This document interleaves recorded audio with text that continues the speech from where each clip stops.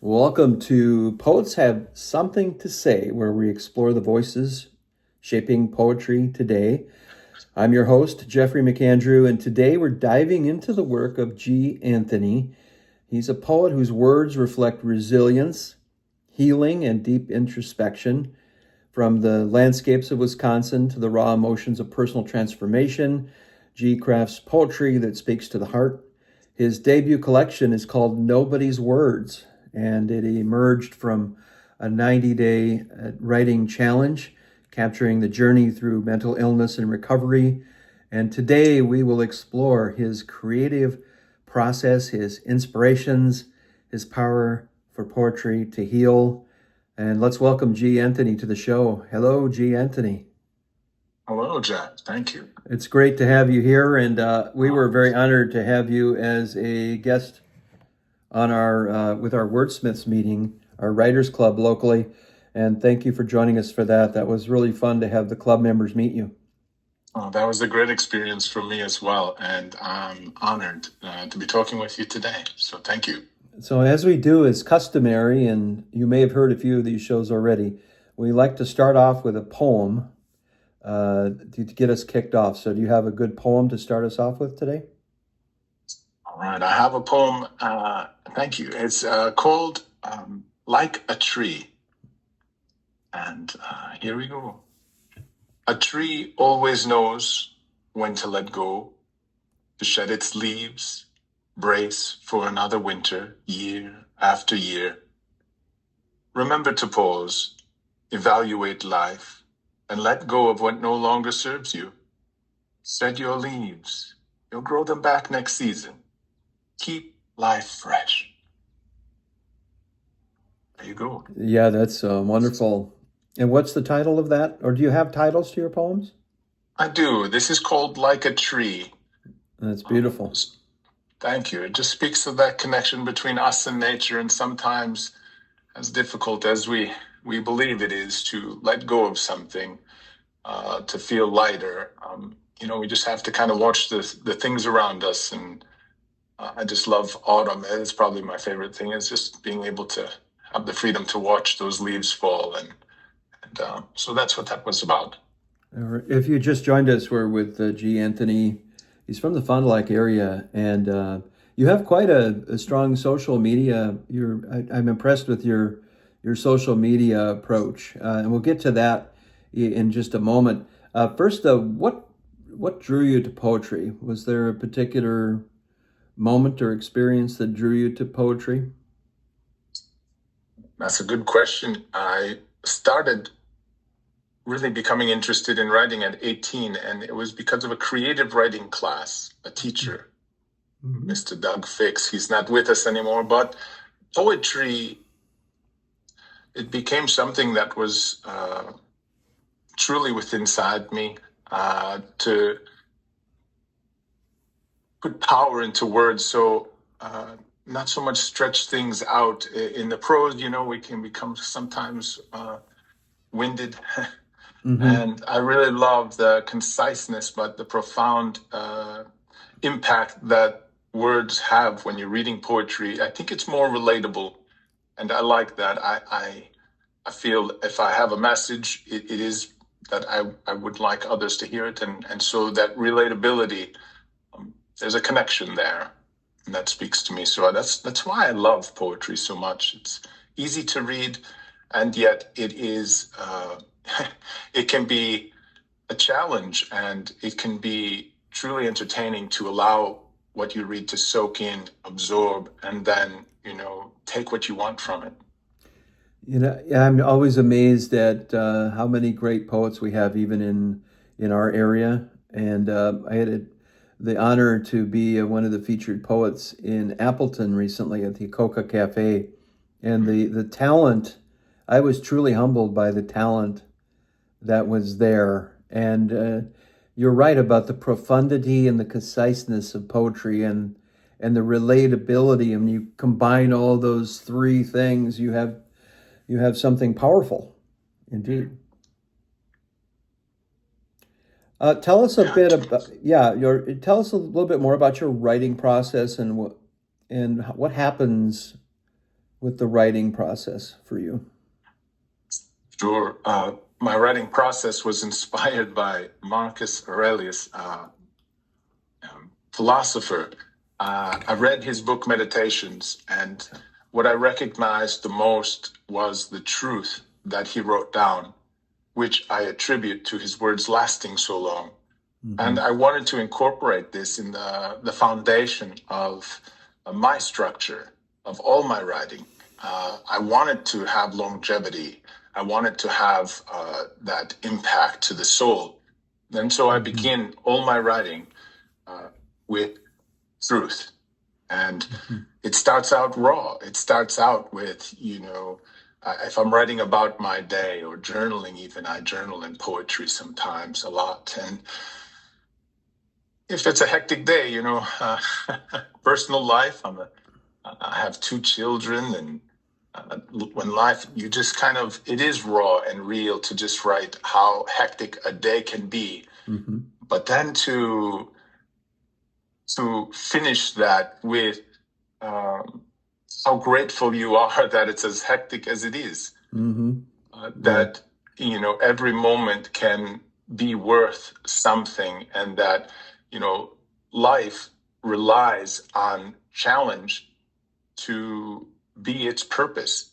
And I just think it's great when you can start with a truth, a simple truth, but be real about it, and then kind of remove yourself from that truth to change your perspective and build off of that as a different entity. You start with the raw truth, which is usually a pain or something that's confronting you, and to lay it out there, and then to remove yourself, your perspective, and kind of be a quiet observer of your pain, then go in and,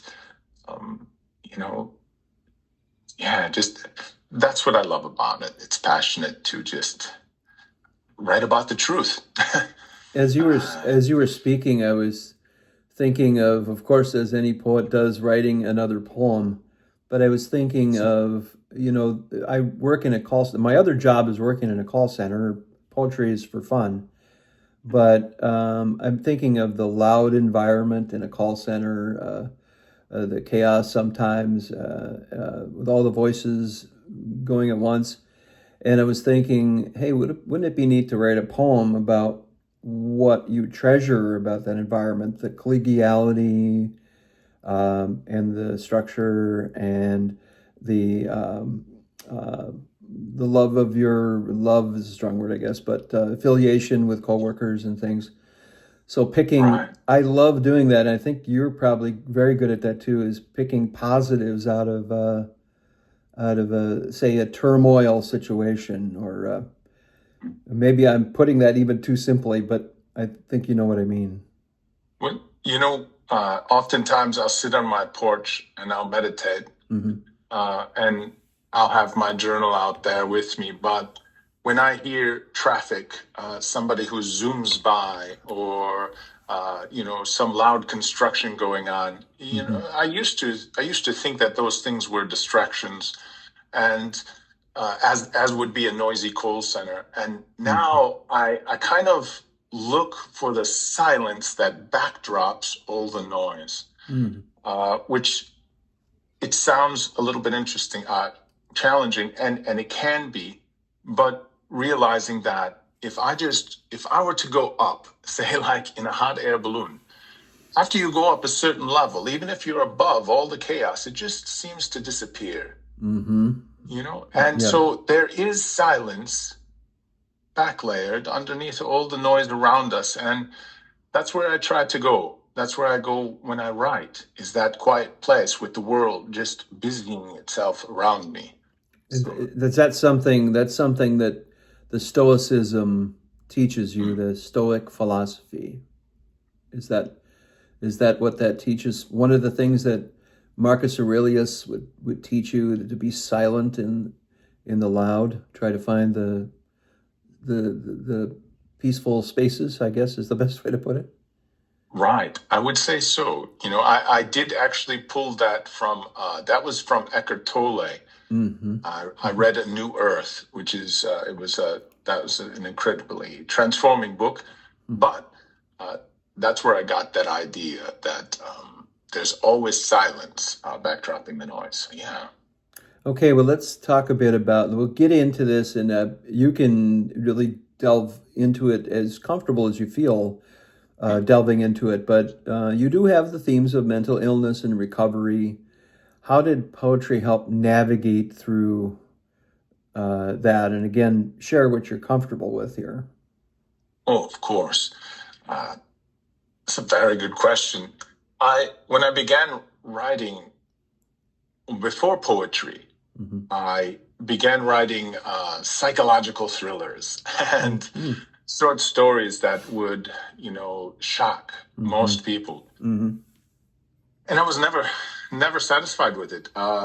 It didn't matter how good it was. It didn't matter how surprising or crazy the twist was. It just wasn't satisfying.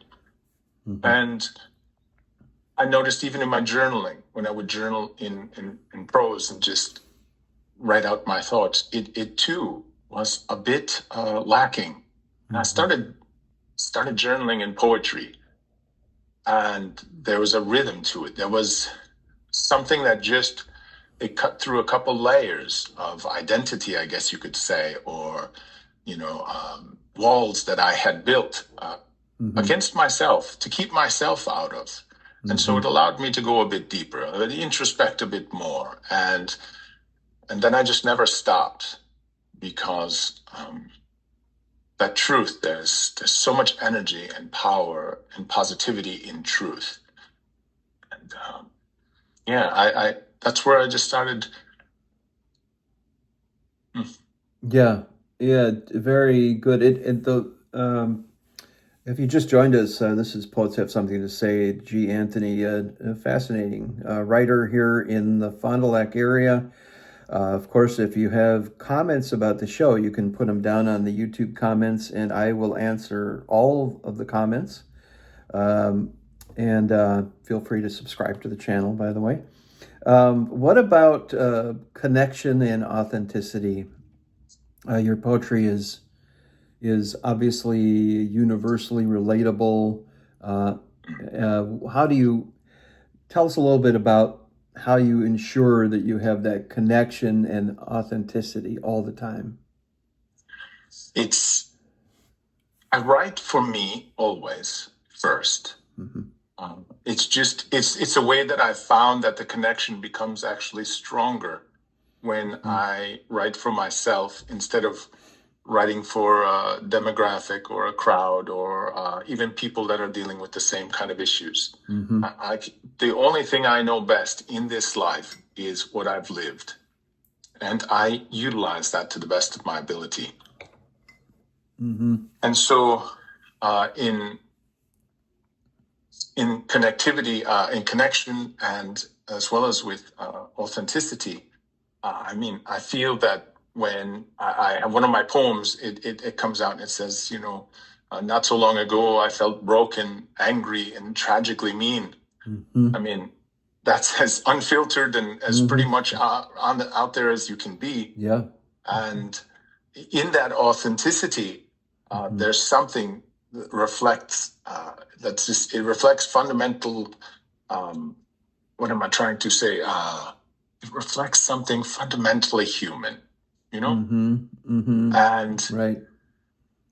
Because if there's one thing I've seen in my 52 years of life, it's when I go up to somebody, a stranger, sure, but even my best friends, and I say, how are you doing? And what do they say? I'm fine. Fine. It's all good. But is that the truth? No, it's never the truth, right? They're fine in the moment because they don't want to share, because they feel it's too much weight, and they just want to keep life going. And that's where that's why I write what I write, because if I think I believe the world really needs more, and it's not about talking about the hurts, but the real true grit of what we are feeling in our human experience. Yeah. And I feel if we share this more, it's only going to unite. It's only going to bring us together to say, oh my gosh, this whole time, you mean you felt like this too? Mm-hmm. And I think that's one of the jobs. That's one of the prerequisites of being a poet, is to share the authenticity of what our soul is experiencing. I think surely that's one of my driving motivations. And you look at, not to pick on the work environment, I love where I work. It's a great work environment and corporate culture. But in most work environments, you have the small talk, the work talk. How are you doing today? Fine. How was your weekend? Great. How about the Packers? Oh, great. How about the weather? Oh, the weather's going to get better. And you never get past that. And then you find that reflected in our dinner parties and social gatherings. Oh, oh, my boys are fine. How are your boys? Oh, they're fine. And I think we do crave genuine, more authentic communication. And I don't know if that the superficial communication comes from media or social media or where it comes from, but I think for us to make a better world, I think we need to transform to. I remember comedian Larry David used to joke about small talk and medium talk. Yeah, and he's one of my favorite comedians. Yeah, and I get a kick out of him. He's so bright, but he's picking on something very, very, and I think the word you were trying to find earlier was quintessential. He was picking something quintessential about maybe how we are saying, we have this same yearning, but maybe something like poetry can help us share our yearning for deeper things. That's a very long question for you, G, or a comment. How would you respond to that? As much as I love people, I really don't care much for small talk. Mm-hmm. I would rather have somebody take, instead of taking 30 seconds of my time, Mm-hmm. I would much rather have somebody come up to me, especially if it's somebody I know. But anybody, if they're feeling that weight and they just don't know, I would rather have somebody take 10, 15, 20 minutes of my time and tell me about what's challenging them and how they're planning to manage that. Yeah. It to me, it's refreshing, but now here, I'm kind of a rare soul. I don't allow the world to move me. I kind of move with the world. So I'm not, I don't get, don't feel the noise so much. In other words, the weight that a lot of people carry when they're at work, what they're dealing with in their lives. My life is pretty quiet. It's pretty simple, and it's taken a while to get it there. But it's essential for people to kind of find that quiet in their life, that they can feel okay, that they're not impressing on somebody, and that they can share those thoughts. Again, the world only works better when we come together. And if somehow, and that's kind of my mission, is to get through to people and say it's okay to be raw and real. It's okay to be true to yourself first, and to really slow things down, because the world is nowhere as busy as everyone makes it to be. Yeah. I still see squirrels walk across the road and take their time, regardless of the dangers. So it's all perspective. And we talk, even when we say we go up in a jet plane and we look at the ground below and how orderly everything is in the beautiful farm fields, and we know the political conflict and all the messes that humans go through, but we look from an airplane and everything's so beautiful and orderly. I think that might be a good analogy too for your stoicism. And the other half of that, though, what you're saying, Jeff, is that when you're up in an airplane, does any of what's happening on the ground matter? Nothing. No, not at all. Nothing. And so when you get back to the ground, what's the difference? Yeah, that's a great point. And we can, through what we think about, I know that what was Wayne Dyer's famous thing, we are what we think about most of the time. Of course. And I think you would probably agree with that too. Our guest is G. Anthony. We have this show goes like wildfire. It goes fast. What's your advice for? I always like to ask this question to all my poets that I interview. What's your advice for young poets and writers? Do you have advice on young aspiring poets and how they can use poetry for healing and self-discovery and finding peace? So I do actually, and that's a really good question. I hadn't even thought about if I would be asked one day. What's your advice to younger? Mm-hmm. And here it is. If you want to be a great writer, a great poet, let's say, I was just reading, just started reading Mary Oliver's Oh, beautiful, devotions. Okay, beautiful. Yeah. and Mm-hmm. she's the perfect example of this, as well as many other poets around that I've heard. Mm-hmm. If you want to be great, you got to be yourself. Like Yeah. you as the poet, you as the one with the pen in your hand. If you don't know who you are yet, then I don't know how people are supposed to know Mm-hmm. who you are when they read your poems. Right. I Exactly. feel the best writing is done when you have experienced that self-discovery. Yep. And what's beautiful is like this is that you don't have to be 92 years old to discover yourself. You can be Mm-hmm. 6 years old Mm-hmm. and you can just ask yourself the right questions and not filter the answers by things you've been told by other people. Mm-hmm. To know who you are and to crack out of your own shell, no matter how different, no matter how, if you know, and this is what we always fight. We always fight that inner voice inside. Mm-hmm. Sometimes it whispers, we can't go there because it's too painful, or we can't Right. go there because maybe if we change, Mm-hmm. everything that we were is what people loved. Mm-hmm. You know, and so we come up with these things to stop and restrain ourselves Mm-hmm. from that self-discovery, and that's the challenge, you know.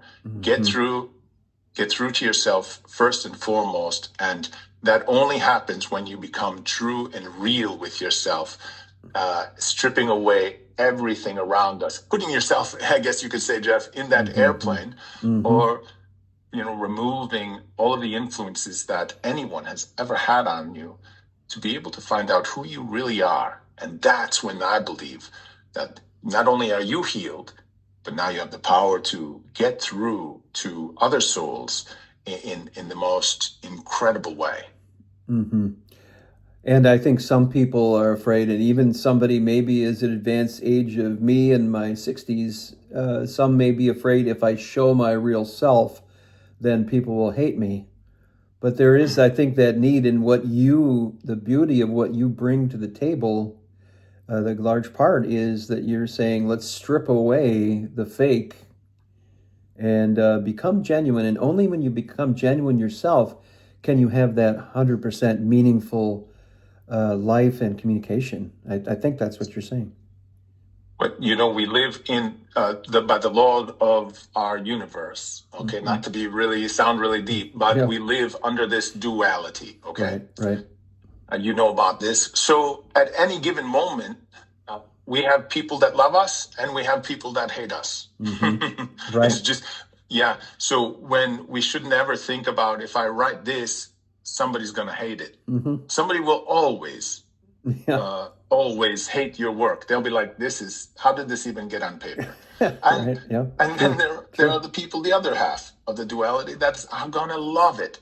And that's what we do it for, you know. We Yes. got to go in knowing that 50% of everybody might just turn it away. So Yeah, and then taking a quote from Mary Oliver, what will you do with this one wild and precious life? It's got to be my favorite line. amen. And that's the exclamation point. That's the quintessential that you're talking about, aren't you? That's all we have. That's it. And also that life is lived in one day. I just heard this again. It refreshed me, and it was so beautiful. Like when you wake up in the morning, you're born. You're born new. Be the best self that you can be to you, to your family, to your friends. Because when you go to sleep at night and you lose consciousness, that's it. That's what you did. And every day is a gift and a blessing that we have on top of being the only life we get to live. So make the most of it. Poets, there are a lot of people out there, a lot of souls, and they need our words. They really do. And I mean this in the most compassionate way, because I've been there, and poetry really changed my life. And mine too. If we have time for one more short poem, if you'd like to share one with us. Perfect. I do have something very personal. This is actually this is a poem straight from what we were talking about, and about finding out where you are, who you are, and just being able to read it and accept it. So I'll read this poem. It's called The Turn. I see the world transparently, my opinions and thoughts at bay. I love my wife, my child, and have a calm inside. I never thought life could be lived this way. Think less, write more. This is what I do. Dismissing thoughts, creating art, my expression of the truth. Mental illness, my past, my confusion. Nothing was what it seemed. It wasn't so long ago. I felt broken, angry, and tragically mean. Reflecting on my emotional ground zero, my mind was fractured and cracked. Corpse reflected in the mirror, my pupils dilated death black. Yet I found a flicker within, a flame, fighting for the chance to burn. That's the day I saw my death and decided to make my turn. I died that night, in my sleep. I let go for the very first time. Before closing my eyes and drifting away, I committed to this new paradigm. Now I'm here and I'm writing, breathing, remaining present, mind clear. Can you imagine enjoying every moment? A life lived without anxiety, without fear. The journey was never to find myself, but to find peace within the rage. The only way to save my life was penning my truth to page. That's gorgeous, G. Thank you for sharing that. Thank you. And that's a great way to conclude our show. You've been listening to G. Anthony, and he is going to be at the Lakefly Writers Conference. This show is dropping on May 1st. And tell us a bit about the Lakefly before we go here. One of my favorite, last year I went, and it really inspired me to have Nobody's Words published. And this year I'm going in and I'm doing a workshop on poetry as a healing art and being able to find your voice in verse, in truth, really. And Yes. it's great. 50 minutes. We're going to be talking about that. The fundamentals, the elements that I believe are the key to healing poetry, and just how to use it and utilize that, as well as the book fair on the 3rd. I'll be there as well, have a table, and be looking forward to meeting a lot of new friends, hopefully. Yeah, unfortunately, I won't be able to make it with some family commitments this year, but I've been there 5 or 6 times, G, and it's just they do such a wonderful job. And Ruth and Tom and Bill and all those folks on the committee do just a beautiful job with that conference. They really do an amazing job of covering every aspect of what a writer could be looking for to learn for the first time or brush up on. And even for the more experienced writers to go there and infuse themselves with, that energy, that creative energy, especially of all genres. They do a fine job. And I'm just Ruth, Tom, all of the ones that said this, I just love them so much for doing this. All right. Well, we will, on the show, I love to keep in touch with writers. So let's talk again in a year or so to see how you're doing, G. This has been wonderful. Thank you. I just finished my second book. And we're going to have lots more to talk about. That sounds great. G. Anthony on our show, and the show goes so fast because I just love talking with poets. It's the May 1st edition of 2025, and thanks for joining us on another edition of Poets Have Something to Say. And have a great week, everybody.